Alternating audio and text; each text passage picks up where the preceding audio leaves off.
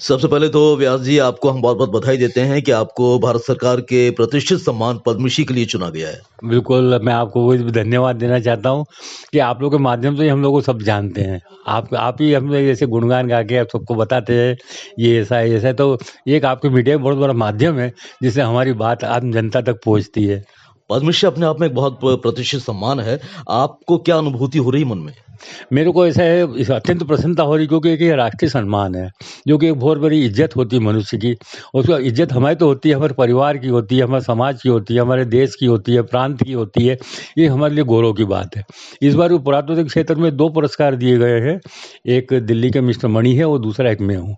इसके साथ हमें जो भोपाल का दिए गए हैं, मध्य प्रदेश में 4 हुए हैं, उसमें हम 2 भोपाल के हैं, जिसमें कैलाश जी पंत है, जिन्होंने हिंदी में बहुत आगे बढ़ा है, और दूसरा पुरातत्व। पुरातत्व के क्या काम में मैंने किया है और मेरे काम को जब देखा है, असेसमेंट किया होगा कमेटी ने या जिन्होंने भी किया होगा, तो उनको मेरा काम अच्छा लगा होगा, इसलिए मुझे ये पुरस्कृत किया। क्योंकि मेरे को ये सब काम करने की प्रेरणा मिली मेरे गुरुदेव श्रीधर वाकणकर जी से, जिनके नाम से पुरस्कार भी होता है, वो मेरे गुरु थे।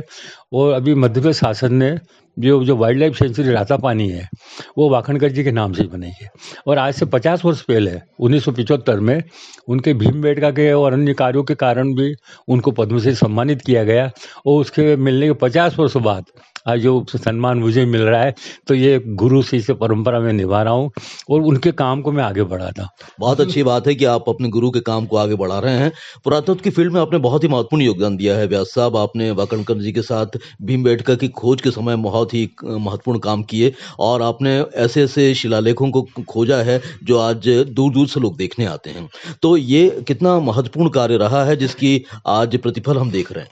आज ये क्या है कि जब हम लोग जो खोज करते हैं, एक इतिहास होता है वो। आज इतिहास की जानकारी हर व्यक्ति को होना चाहिए, हमारे पूर्वजों का क्या इतिहास था, कैसे हमने मनुष्य ने अपने समाज में कैसे विकास किया, आदि मानव की जो पाषाण युग की सभ्यताओं से आज हम कैसे सभ्य हुए आगे तक, कैसे विकसित हुए, वो सब हमें इन धरोहर से ज्ञान मिलता है। विशेष रूप से हम भीमबेटका में देखेंगे आदि मानव की सभ्यता है लगभग 15 लाख वर्ष पुराने चालू होती है, जहाँ से पाषाण युग था, पत्थर के हथियार बनाए जाते थे, जिसमें कुल्हाड़ी है, भाला है, खुरसनियाँ हैं, ऐसे कई तरह की ऐसी चीज़ें होती थी। वो जब मनुष्य का जब विकास होता है, दिमाग का विकास होता है, काम करने के बाद ही होता है। जब उसने देखा कि बड़े-बड़े पत्थर के हथियार हमें ले जाने में दिक्कत होती है, तो छोटे बनाने शुरू किए और शार्प बनाने शुरू किए। उसके बाद जो और समझ में आए तो ग्रुप में रहने लगे। क्योंकि भोपाल का जो हमारा क्षेत्र है, ये पूरा विंध्याचल पर्वतमाला का है, और विंध्याचल पर्वतमाला ऐसी पर्वतमाला प्राचीन है, कम से कम 1500 मिलियन ईयर्स पुरानी है। तो यहाँ आदि मानव का विकास बहुत अच्छी तरह से हुआ है। लगभग लाखों वर्ष पुराने यहाँ पे उनके अवशेष मिले हैं, विशेष रूप से पत्थर के हथियार। मनुष्य को यहाँ रहने के लिए शैलाश्रय भी थे, खाने पीने के लिए यहाँ पे पर्याप्त पानी भी था, शिकार भी किया करता था, जो उसको सब मिल जाता। इस प्रकार मनुष्य ने यहाँ विकास किया और अपनी जो कालांतर में जो जब विकसित हुआ, अपनी अभिव्यक्ति जो है वो शैल चित्रों के माध्यम से की। हमें उस समय के हज़ारों साल पुराने या पशु पक्षियों के बारे में जानकारी मिलती है, पहनावा के बारे में जानकारी मिलती है, यही जो जगह जानकारी मिलती है। और कई जानवर ऐसे भी हमें देखने को मिलते हैं चित्रों में, जो आज लुप्त हो चुके हैं। जैसे एक क्षेत्र में गेंडा भी होता था, हाथी भी होता था और भैंसे भी होता था, और कई ऐसे जानवर होते थे जो आज वर्तमान में नहीं है। तो हम लोग का मेन उद्देश्य है कि ये लोगों को बताना कि अपना कितना समृद्ध क्षेत्र था और धीरे-धीरे ये नष्ट हो। तो हम लोगों की धरोहर को भी बचाना इस प्रकार की कि कोई चीज़ नष्ट ना हो। बिल्कुल, आपने धरोहरों के संरक्षण के लिए काफ़ी महत्वपूर्ण योगदान दिया है। लोग आपकी बात को समझ भी रहे हैं। आपने क्या महसूस किया है व्यास साहब कि जिन स्थलों को पुरातात्विक दृष्टि से धरोहर घोषित किया गया है और विश्व धरोहर की श्रेणी में लिया गया है, आज किस किस प्रकार से उन्हें आगे बढ़ाने के लिए लोग भी अपना योगदान दे रहे हैं? ऐसा है ना, जो विश्व धरोहर जो श्रेणी आती है यूनेस्को की तरफ से की जाती है, इसकी कमेटी होती है। हर क्या है कि हर देश के अंदर एक अपनी सभ्यताएं होती है, अवशेष होते हैं जो उस देश का प्रतिनिधित्व करते हैं। जैसे अजंता की गुफाएं, एलोरा की गुफाएं, कुतुब मीनार है, या सांची की स्तूप है, भीमबेटका, तो ये एक ही ऐसी जगह मिलते हैं और कहीं नहीं मिलेंगे। तो ये हमें देश के प्रतिनिधित्व करते हैं कलाओं के। तो ये कलाओं के हम यूनेस्को के अंदर इसका प्रपोजल भेजते हैं, उस पर डिसाइड करते हैं, उसको देखते हैं, जांचते हैं, उसके बाद वो ये वर्ल्ड हेरिटेज में लेते हैं। जैसे सांची का उदाहरण लें, सांची का प्रपोजल हमने 1975-76 में भेजे थे और बाद में 1989 में ये पूरे मंजूर हो गए। 1990 में हमने भी कार्यक्रम आयोजित किया। उसके पहले खजुराहो के मंदिर, हो चुके हैं जो 1900 के ना 1988-87 में यूनेस्को में लिए गए, क्योंकि उनके मुकाबले मंदिर कहीं दुनिया में देखने को नहीं मिलते जो एक स्थान पर मिलते हैं। जैसे सांची का स्तूप है, विश्व के अंदर शांति का संदेश दिया महात्मा बुद्ध ने दिया, और वहाँ से जो सबसे पहले बौद्ध धर्म का जो प्रचार हुआ वो सांची से ही हुआ। महेंद्र जो सम्राट अशोक के पुत्र थे, महेंद्र और संघमित्रा, यहाँ से बोधि वृक्ष लेकर लंका गए, और वहाँ से ये पहला चरण था बौद्ध धर्म को विश्व में फैलाने का, जो हमारे लिए बहुत बड़ी गौरव की बात है। वो भीमबेटका ऐसा स्थल है, पूरी दुनिया का सबसे बड़ा स्थल है, जहाँ आज वर्तमान में 1000 रॉक शेल्टर्स है, शैलाश्रय है, जिनमें अधिकतर में चित्र बने हुए हैं। तो इतनी बड़ी संख्या में मिलना एक बहुत आश्चर्य की बात है। तो यूनेस्को ने भी इसको डिसाइड करके हम लोगों ने प्रपोजल भेजे भारतीय पुरातत्व सर्वेक्षण की ओर से, और ये जुलाई 2003 में इसको विश्व धरोहर घोषित किया गया। आज व्यास साहब, लगातार यूनेस्को की श्रेणी में अब भारत के बहुत सारे स्थल आ रहे हैं। आप इसे कितना गौरवपूर्ण पल मानते हैं कि लगातार और भी जो हमारी जो जगह हैं वो अब विश्व धरोहर की सूची में आ रही हैं? ये सर्वे तो किया जा रहा है, उसमें बहुत सी ऐसे हमारे चीज़ें यहाँ गई हुई है जो अभी टेंटेटिव लिस्ट में है, जिसमें हमारे ये खजुराहो का भी है, खजुराहो का नहीं, ये ग्वालियर का भी है, मांडो का भी है, ओरछा भी है, ऐसे कई ऐसे स्मारक है। वो आगे पीछे ये शीघ्र ही इसमें वर्ल्ड हेरिटेज की श्रेणी में आ जाएंगे, लेकिन अब जैसे टेंटेटिव लिस्ट में तो एक तरह से मानेंगे हो गए हमारे ये, तो इस प्रकार का कार्यवाही चल रही है। तो ये क्या इस प्रकार की चीज़ें जो हम लोग करते हैं, तो हमको हमारे जो काम देख के लोगों को प्रेरणा भी मिलती है, तो यही चीज़ें हम लोगों को स्कूलों में, कॉलेजों में बच्चों को दिखाते हैं कि ये नई आने वाली पीढ़ी के लिए ये चीज़ें सुरक्षित हमें रखना है, तो उनको ना बिगाड़े, ना खराब करने दें, और यदि हम उसको गंदा भी करते हैं तो उसको रोकें। ये सब विद्यार्थियों का और हम सब नागरिकों का कर्तव्य है, शासन को भी सहयोग करें और ये भी हम काम करें। और मैं देखता हूं कि आप लगातार सोशल मीडिया पर भी काफ़ी सक्रिय रहते हैं व्यास साहब, और आपकी रोज़ की मैं कई बार पोस्ट जब देखता हूं तो उसमें देखता हूं कि आप छोटी-छोटी चीज़ों से बहुत सारी कलाकृतियां भी बना देते हैं। कभी आप सब्जी से बना देते हैं, कभी आप पत्थरों से बना देते हैं, कभी आप लकड़ियों से बना देते हैं। ये ख्याल आपके मन में कैसे आता है? ऐसा है ना कि क्योंकि ये कहना चाहिए बहुत पुराने समय से हमारे गुरुदेव भाकणकर जी भी ये थोड़ी किया करते थे, कला करते, उसका प्रभाव थोड़ा मेरे को पड़ा। तो कोई चीज़ मैं देखता हूँ तो मैं कला की दृष्टि से देखता हूँ। जैसे दीवार से कोई मिट्टी की पपड़ी निकल गई है तो कोई कलाकृति जैसी बनती है तो वो रख लेता हूँ। कहीं पत्थर पे देखता हूँ कोई डिज़ाइन जैसी प्राकृतिक बनी तो वो उसमें कुछ मैं थोड़ा ऐड कर देता हूँ। जैसे पानी के अंदर कुछ लहरें आ रही, जैसे पत्थर दिखते हैं तो मैं नाव बना के रख देता हूँ। वो जो सब्जी घर में जब आती है तो उसमें इस प्रकार की सब्जियाँ बनती है, वो जानवर भी बन जाते हैं, उसके खिलौने टाइप वो भी बन जाते हैं। तो एक ये होता है कि मेरे को देख के कई लोगों ने फेसबुक में देखा है और मेरे को बताया कि देखो सर मैंने भी इस प्रकार की बनाई है, ठीक है। मैंने बहुत प्रोत्साहन भी देता हूँ उनको कि अपने ऐसा करना ही है।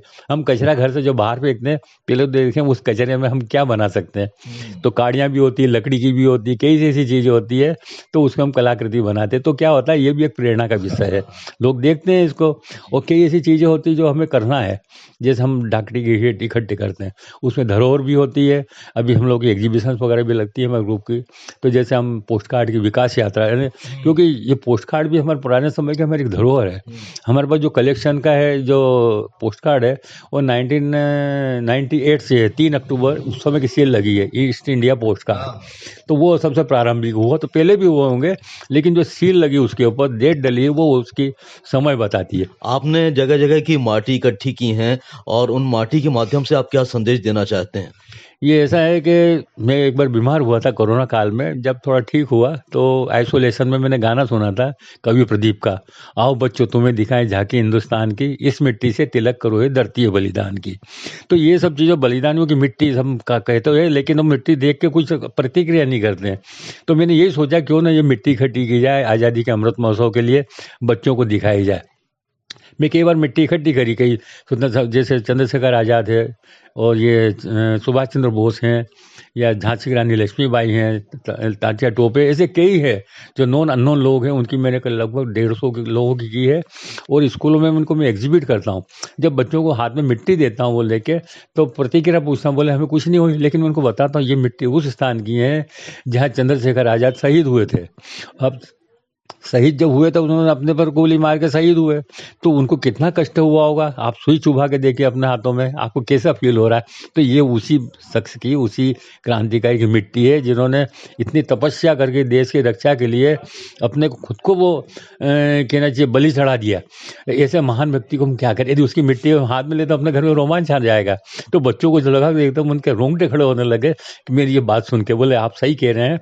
तो वो उन्हें माथे पे भी लगाते कई बच्चे, हमने देखे हैं कई बच्चे सर पे भी लगाते हैं। क्या बात है, मतलब आपने कोशिश ये की है कि देश प्रेम का जज्बा भी जन जन के भीतर पैदा किया जाए, खासतौर से नई पीढ़ी को जो कि आगे ले जाने वाली है हमारे हिंदुस्तान को। आने वाले समय में क्या योजनाओं पर काम कर रहे हैं? ऐसा है कि जो वाकणकर साहब जो हमारा काम करते थे सेल चित्रों के विषय में, कि इनका सर्वे करना, क्योंकि अभी तक काम पूरा हुआ नहीं है। ये काम होता है अखंड है, जितना कर सकते हैं हमें करना चाहिए। तो हम भोपाल के आसपास क्षेत्र में जितने भी सेल आश्रय है, सेल चित्र है, उनको डॉक्यूमेंटेशन करना, उनको जनता के सामने लाना है कि अपने धरोहर है पूर्वजों की, इस प्रकार का हमें काम करना चाहिए। और मैं कई बच्चों को ले भी जाता हूँ साथ में बताने कि जो जैसे फैशन डिजाइनिंग के बच्चे होते हैं, national institute of fashion technology के, वहाँ बच्चे भी मेरे साथ में जाते हैं, डिज़ाइन कैसे बनाई जाती है। तो मैं उनको भी बताता हूँ कि पुरानी डिज़ाइन ऐसी होती है, हम कपड़ों पे कैसे उतारे हैं, इनको हम कैसे प्रयोग करते, तो उसका बड़ा प्रभाव पड़ा है। आजकल हम देखते हैं वर्ली पेंटिंग कई आती थी, वर्ली पेंटिंग का जो है शैली ठीक है, सब्जेक्ट भी से, लेकिन ये कहाँ से आई, ये सेल चित्रों से आई है। जो सेल चित्र का आखिरी जो फेज जो था, लास्ट जो था, उसके बाद ये उसी श्रेणी में ज्योमेट्रिकल पैटर्न में ये वर्ली टाइप की शैली की ये पेंटिंग बनाने लगे। तो चीज़ें पुरानी हैं। तो आज लोगों को ये भी बताना है कि ये परंपरा बड़ी पुराने समय से चली आ रही है, हजारों साल पहले की। इसमें विकास हम इस क्रम से सेल चित्रों का इस पेंटिंग में भी देखते हैं। क्या बात है। तो बहुत अच्छा लगा व्यास साहब आपसे बात करके। आपके काम तो इतने हैं कि समय कम पड़ जाएगा, लेकिन अब चूंकि हमारे कार्यक्रम की सीमा है तो आप चलते-चलते एक संदेश ज़रूर अपनी तरफ से हमारे सुनने वालों को दें, खासतौर से जो पुरातत्व में रुचि रखते हैं, अपने देश की अलग-अलग धरोहरों को जानना समझना चाहते हैं। मेरा ये संदेश अपने साथियों को ये देना है कि ये हमारी धरोहर है, हमें इसे सुरक्षित करना है। इसलिए करना है कि आप भावी पीढ़ी भी इसको देख सके, उसका आनंद ले सके। आज सांची के स्तूप को हम बिगाड़ देंगे तो कौन कहेगा ये नहीं थे। तो ऐसी चीज़ें हमें संभाल के रखना है।